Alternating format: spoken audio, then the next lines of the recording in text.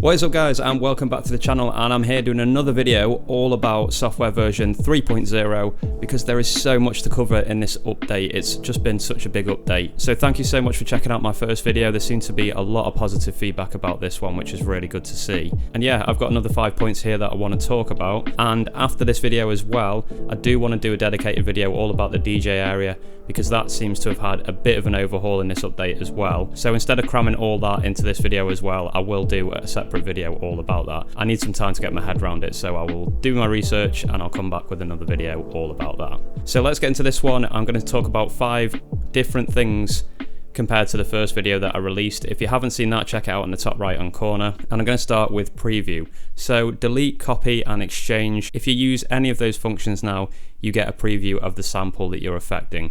That was already on the SX and the A, especially for delete, I think. And that wasn't available on the Mark II pre 3.0. So it's really good that they've brought this across because it's just so handy to know which samples you're actually affecting. So I'm going to go ahead here and do delete. And if I go ahead and press a pad now, you can see that for as long as you hold that pad, you get a preview of it. Let's say I wanted to change and do 3. So if you keep holding that pad, it will play back. As soon as you let go, it stops. I think that's a super handy function. And like I say, it just means you can dial down which samples you're affecting. If I go into copy as well, let's say I want to copy pad 2. If I press and hold that, again, exactly the same situation. For as long as you press it, that will sound, and it just means that you absolutely know which sample you're affecting. So that's a super handy update, that one. Okay, the next one is that you can now quantize samples after you have recorded them into a pattern. I think this is a really, really good update, and I think this is especially useful to people that are doing up-tempo music, like dance music, because I think a lot of the time that's always on the grid.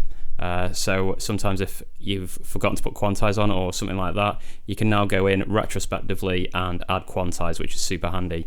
There may be user cases for it in other styles of music as well. So let's go ahead and have a look at this. We're going to go into pattern mode, and again, it's the same loop from video 1 which I showed you guys.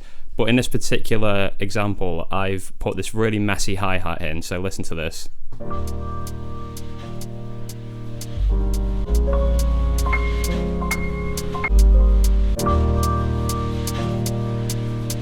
Okay, so hopefully you can hear that. Now what you need to do is make sure the pad is highlighted, press pattern edit. Once you see pattern edit, you'll get presented with this screen, or you may get presented with the quantize screen straight away if you've already used it. If you haven't used it and you're seeing this screen, press record settings, and you can see here it's taken me across this new screen, and it's got quantize grid at the top and it's got the strength on the right as well. So we can go ahead and change this. I'm going to change this to grid 4 and I'm going to do it 100%. And I don't know if you can see now from my studio lights, but basically once you do this, all the samples that are in the pattern will be lit up on your keypad. I hope you can see this, guys. It's the top 4 and the hi-hat at the bottom here on 15 basically. And that means you can now go ahead and select any of those. So I'm going to select the hi-hat. You can see there it's now lit up. That's nice and strong. I can actually see that. And you can see that quantize here, that basically represents the value wheel. So I'm going to press enter. And you'll get this little dialog box that just says quantize pattern cannot undo. Are you sure? Yep, I'm sure. So I'm going to press OK on that. And now let's go ahead and listen to what that sounds like.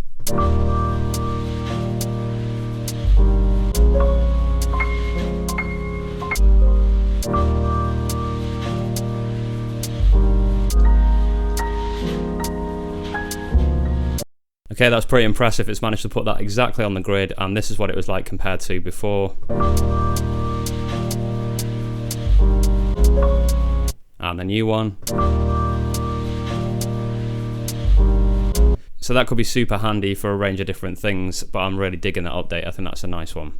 Okay, there's another update which I want to show you, and this one is really nice as well. This is a kind of one-shot playback setting where you can apply this to a pad, and basically if you hit it once, if you hit it again while that sample is playing, it's not going to trigger again. So it can only trigger once at a time, basically. That's probably the best way to describe it. And I think for me personally, my first thoughts are that this will be useful for like vocal stabs over the top, because you don't want to accidentally re-trigger them. So I think that could be quite useful for that. So for example, I'm going to do it on this pad here, pad 12. So if I play this at the moment, you can see that I can press that repeatedly, and it will keep triggering, but I don't want that to happen. Let's just say I only want that to ever trigger once and then just let itself ring out. So what you have to do is press and hold the value dial and press gate, and you can see now that gate is kind of pulsating. And hopefully you can see there that as much as I press this, it's only going to trigger once. And then again, if I take that off, you can see it has that effect, so I'll put it on again. That will be useful when you're resampling and you don't want to accidentally re-trigger things, I think. So definitely have a look into that one. I'm going to leave that one on for that one because that's exactly how I want that one to perform. Okay, another one, and this has actually come up in the comment sections already. Can you change the pad that you're affecting in TR record mode without the pad sounding? Well, Roland said they've added this to the 3.0 update, and it looks like you can now. So if you go into a pattern, and I'm going to select J3 here, and I'm going to press 3, and I'm going to hit record again. Again, I've turned the volume down here, guys. So I'm going to press record, I'm going to hit pad 3, and you can see here it says real time. I'm going to switch to TR record, and then I'm going to press record, and I'm going to have to turn the volume up in a second, but basically I'm going to show you how to do this. You press and hold sub pad and the value wheel at the same time, and then you can see the pads have lit up, and then you can scroll between these, and you'll be able to see on the window here it's changing through them, and these won't make a noise. Now I'll just put the volume up now to show you guys how this works.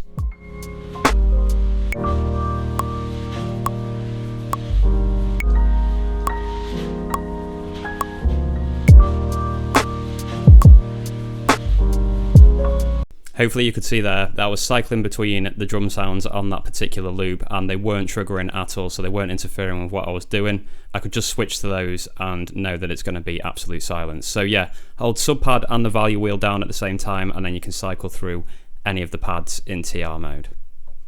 Okay, the last thing that I want to show you guys is that you can now save chop points on samples. So if I go into a sample here, so I'm going to do shift and start end, that takes me into the chop mode, and I'm going to put a load of chops on this particular sample, so let's go ahead and do that.